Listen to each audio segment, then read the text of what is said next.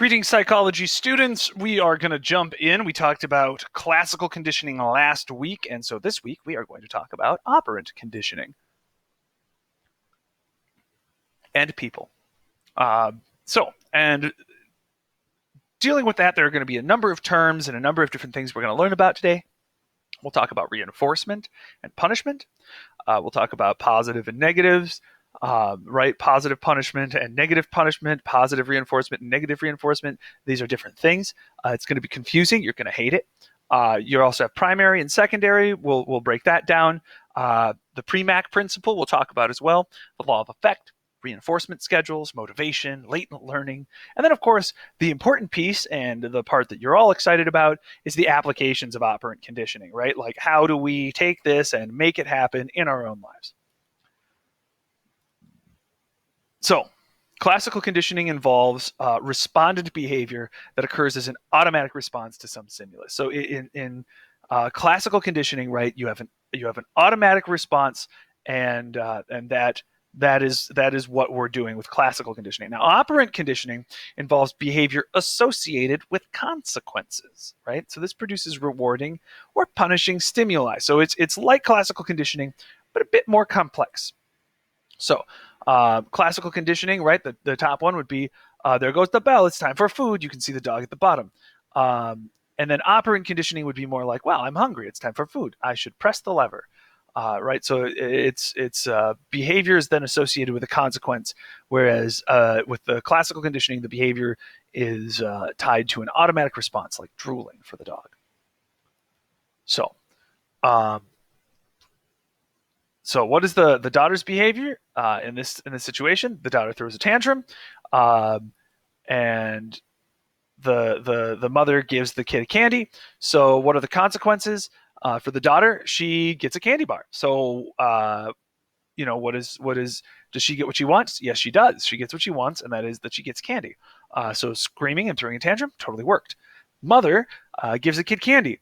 The tantrum ends, right? And so the mother is getting her reward too, or is getting the punishment removed, right? The screaming behavior from the kid.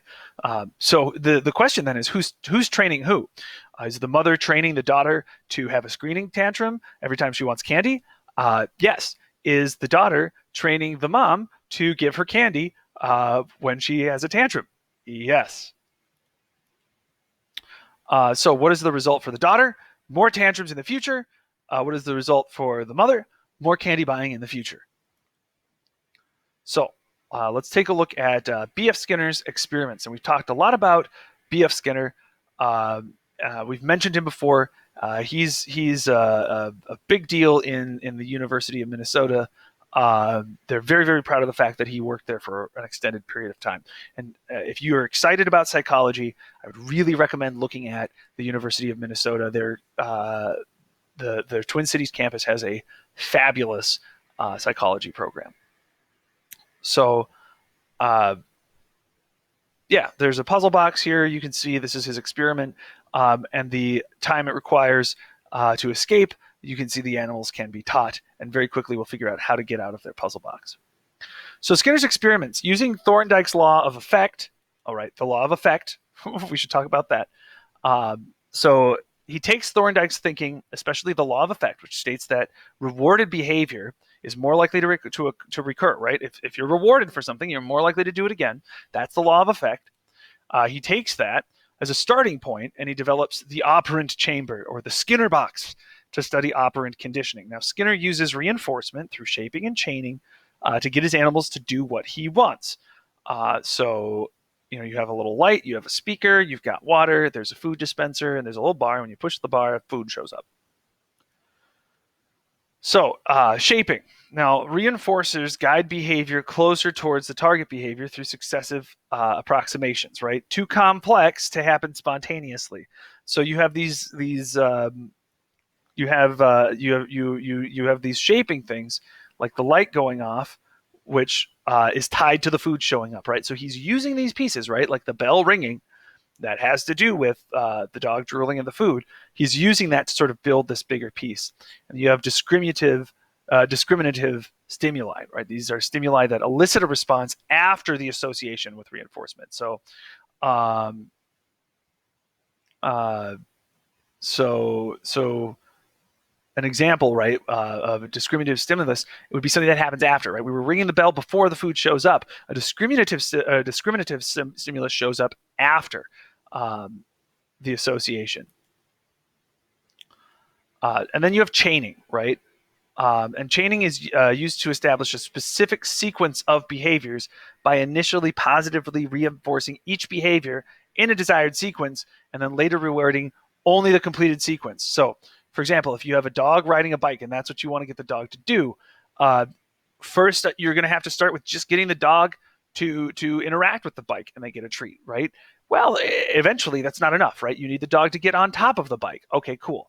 And then eventually that's not going to be enough either, right? You're going to be chaining these behaviors together, right? So pigeons, if you take a look here, right, you can see the pigeons playing ping pong with each other, right? This is a good example of a behavior that's put together through chaining, right?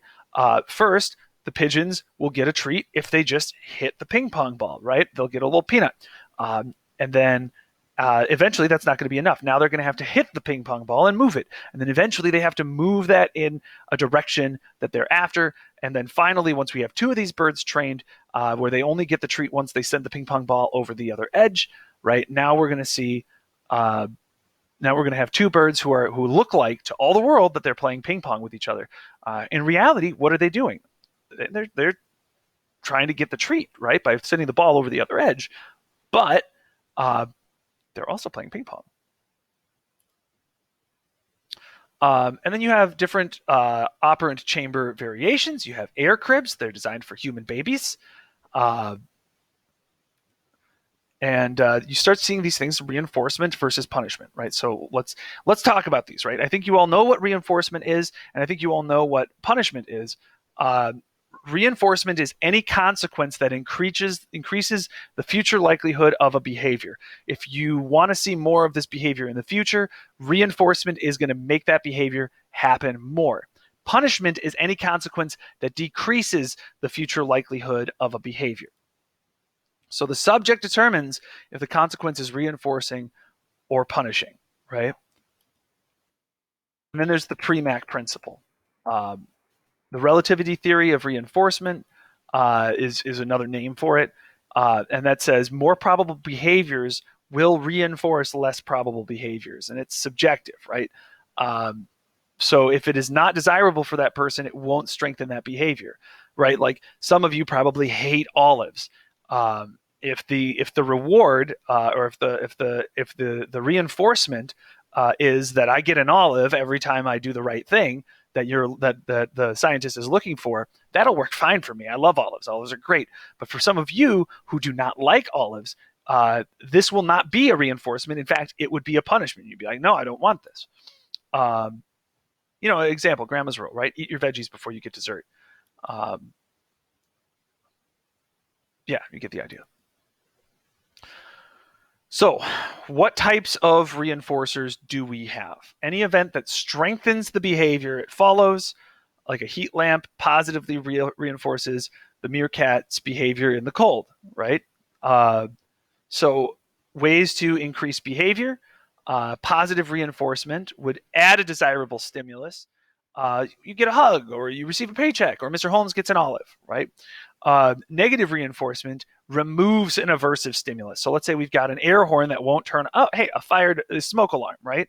The smoke alarm goes off, and it won't go off. It won't stop going off until you fix the smoke problem, right? Another negative reinforcement would be fastening your seatbelt to turn off the car's beeping. Yes, the car is throwing you under the bus. It is telling everyone else in the car that you have not tied up, that you have not secured your seatbelt, right? To get that beeping to stop, you need to plug buckle up, and then so that is negative reinforcement, right? So positive reinforcement, you get a cookie. Negative reinforcement, the loud angry noises will stop. So positive reinforcement, again, anything that increases the likelihood of a behavior by following it with a desirable event or state, right? And so if you look down here, stop robbing the bank, I'll take you all out for ice cream. Behold the operant conditioning powers of the positive reinforcer. No one said this was a great comic, but it gives you the idea, right? Stop robbing the bank, you get ice cream. Of course, they're chickens, so they're dumb, and they don't realize that they could buy all the ice cream they could ever want with those bags of money. Although, then again, what is money to chickens? It's probably just bird seed. So then in that case, they probably should just go for the ice cream, right? But the subject is going to receive something that they want, right? They're going to get something desirable out of it. In this case, ice cream. And this is going to strengthen the behavior that we want. And in this case, that behavior is not robbing banks for the comic. So an example would be $10 for A's, right? If parents are bribing their kids to get A's, or paying their kids to get A's, that would be an example of positive reinforcement. Bring home A's, get money, right? Now let's talk about negative reinforcement. This is anything that increases the likelihood of a behavior by removing an undesirable event or state. So, for example, here, for every day that your math grades stay below B, your father will post a video of himself on YouTube, and you can see it looks like his videos are absolutely ridiculous. And I can see that being absolutely mortifying. So, Kayla, get your grades up, please. Not just for you, but for all of us. And that's something that the subject doesn't like gets removed, and this is going to strengthen that behavior, right? So, same example, right? If you don't improve your grades, this bad thing will keep happening. Or maybe even it could be, like your bedtime is 10 o'clock, period. And if you get A's and you're getting all A's, you know what? We won't tell you what to do. The bedtime will be removed, right? So this negative reinforcement is when you remove something that they don't like. And here's another example. Taking aspirin relieves headaches. It makes it more likely that you'll take aspirin in the future, right? Headaches hurt. Headaches are bad. We don't like them. It's an undesirable event, an undesirable state. So we're going to remove the headache by taking aspirin. So taking aspirin is we're going to be negatively reinforced to take aspirin in the future. Now let's talk about punishment. And I think you guys are can see now where this is going to get confusing, because if there's positive and negative reinforcement, then there is going to be positive and negative punishment. And this is where things get absolutely ridiculous. So an aversive event that decreases the behavior that it follows, right? So an aversive event that decreases the behavior that it follows is punishment, right? But what's positive punishment? This is when you administer an aversive stimulus, right? Spanking is an example of positive punishment. Parking tickets are positive punishment. Positive in that you are applying something, you're adding something to the mix. So positive, adding a parking ticket. Somebody parks where they're not supposed to. You're going to add something to the mix that's going to make them not want to do that again. That's a parking ticket. Positive punishment. Negative punishment is also called omission training, and you withdraw a desirable stimulus. So it could be timeouts are a perfect example. No more privileges, right? Like being grounded is another one, right? Being grounded as a punishment is a negative punishment because we're taking away your ability to hang out with friends. I don't know how well that would work now during quarantine, but you get the idea. Revoking someone's driver's license is another example of negative punishment. So punishment are aversive, bad things that we don't want to have happen, and that's gonna decrease the behavior that follows. So, although there may be some justification for occasional punishment, it usually leads to more negative effects, according to Larsleer and Baumrind, 2002. So punishment can lead to or result in unwanted fears, right? And it doesn't necessarily convey any information to the organism, right? And it can also justify pain to others. And these unwanted behaviors will reappear in its absence. If the only reason that that as a little kid, I'm not taking cookies from the cookie jar is because I'm getting spanked, well, okay, cool. Well, once my parents aren't here, they can't punish me anymore. I'm gonna eat all those cookies, right? The behaviors will reappear in the absence of punishment. Not only that, but I could conceivably get quite upset with my parents and display some aggression towards them. Right? Dogs who are punished too much, or even horses who are punished too much, can get aggressive with and bite or kick the people who are attempting to discipline them. Right? And you can have one unwanted behavior appear in place of another. Right? There are a lot of things that can happen with punishment that might not be ideal. And let's talk more about the impact of punishment.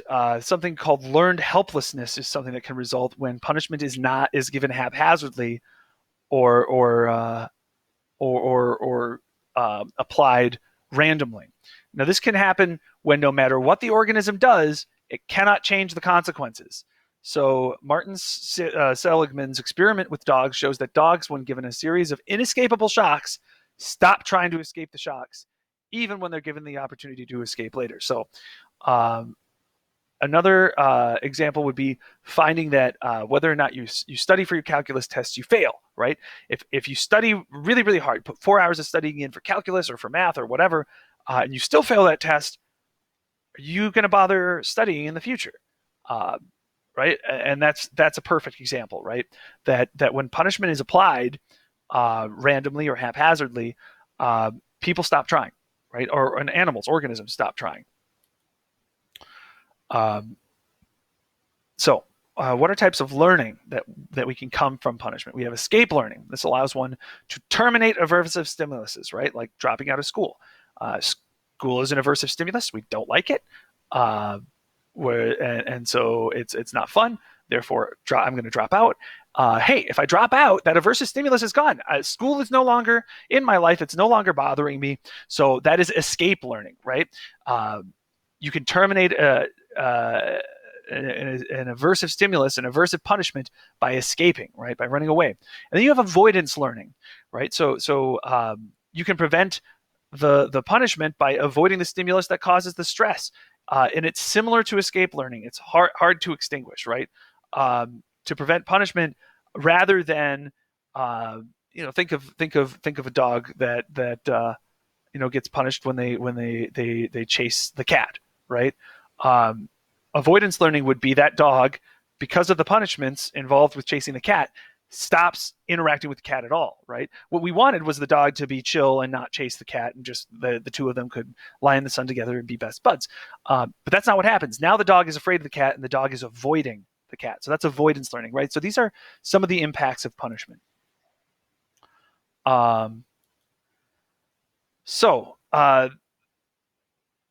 For a punishment to be effective, right, for it to work, there's some pieces that have to be involved.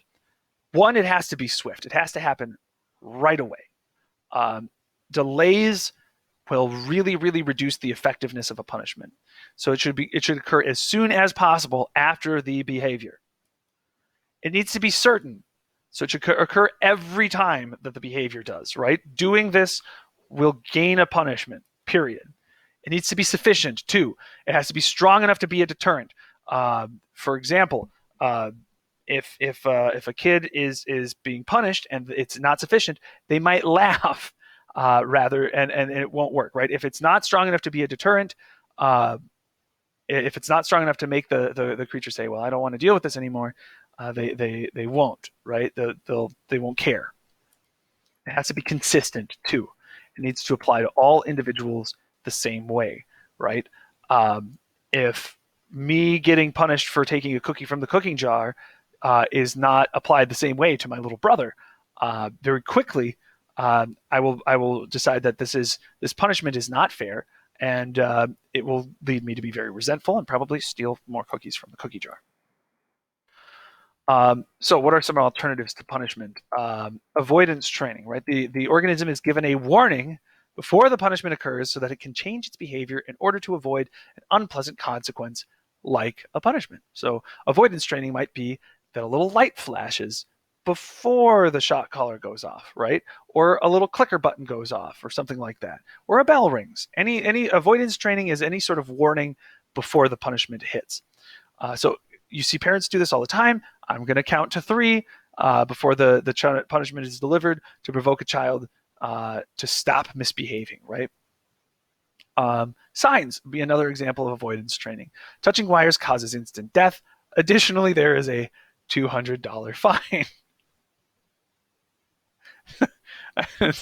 I love that one.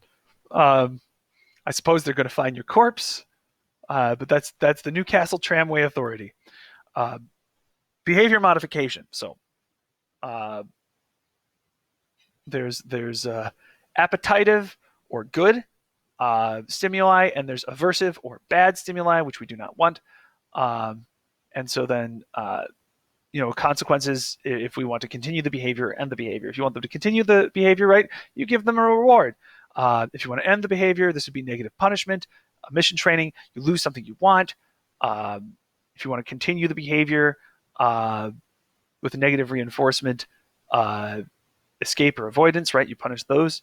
Um, uh, you negative reinforcement, and then ending behavior, positive punishment, right, would be receiving something that you didn't want. For example, those of you who don't like olives, if you did something that you weren't supposed to, and then you had to eat an olive.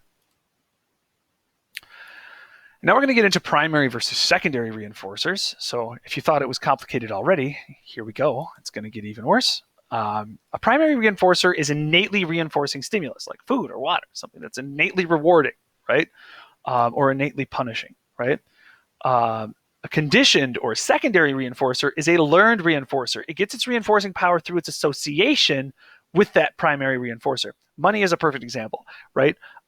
Money doesn't necessarily reinforce in any way by itself. It is secondary because you can use money to buy peanuts if you like peanuts, right? An A plus on your grades is a secondary reinforcer, right?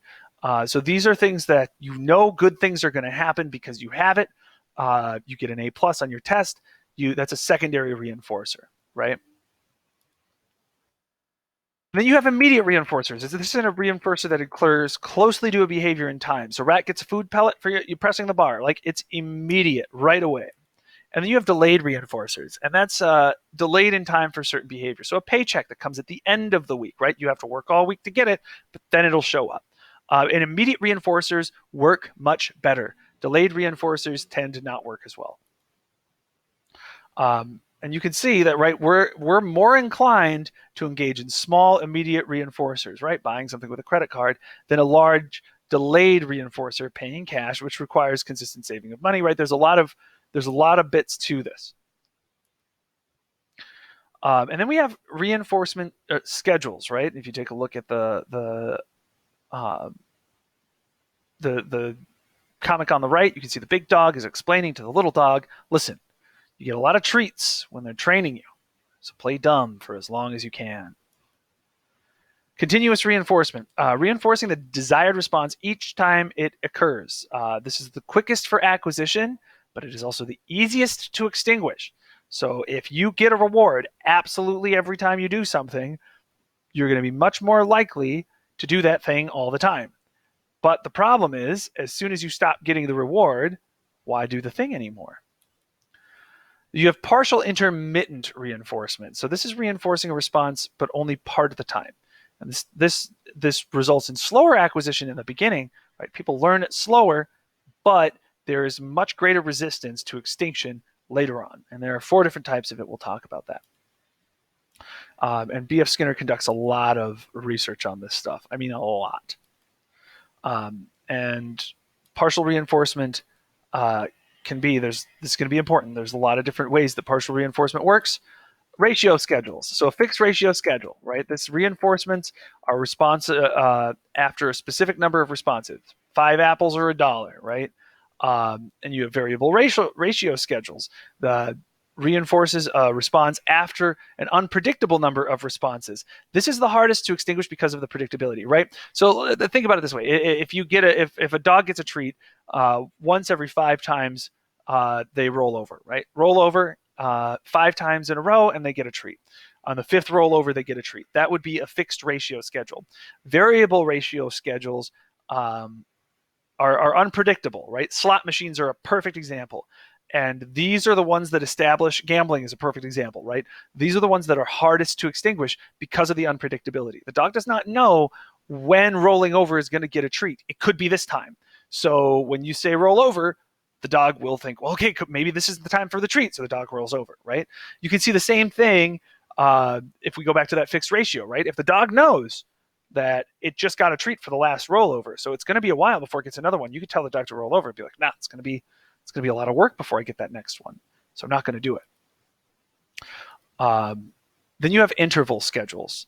A fixed interval schedule, right? This reinforces a response only after a specified time has elapsed.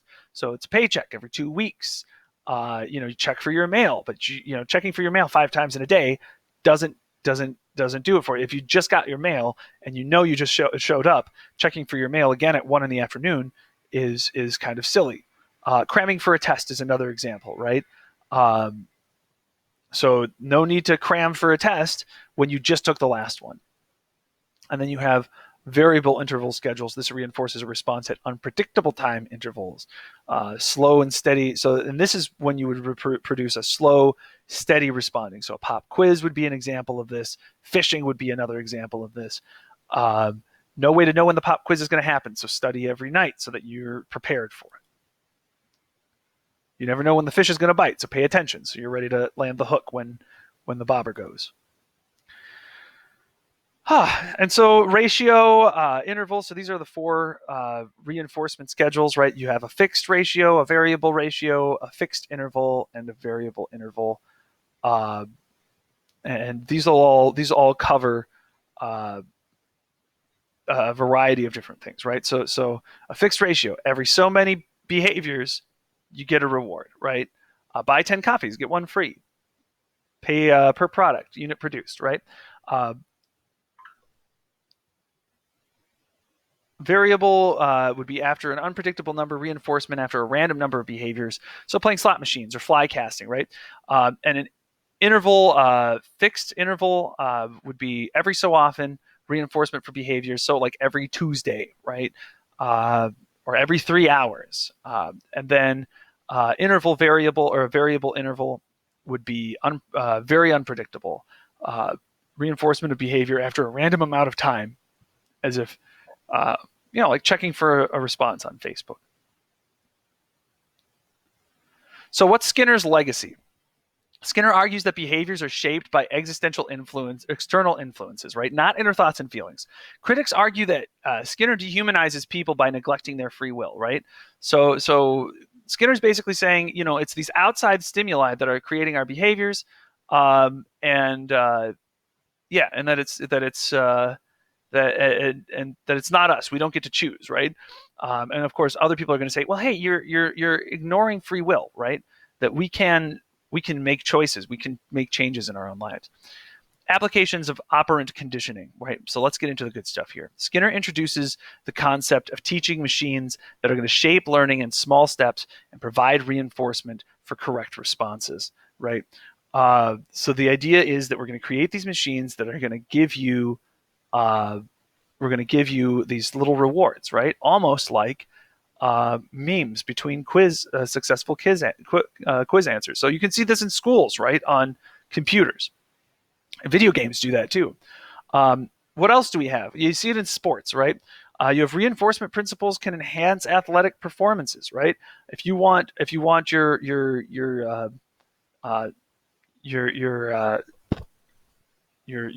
teammates to improve, there are things you can do. There are ways that you can apply operant conditioning to improve people's behavior, right? If you want people to pass on the field, right? You can have a passing drill and have rewards for the person who passes the best, things like that.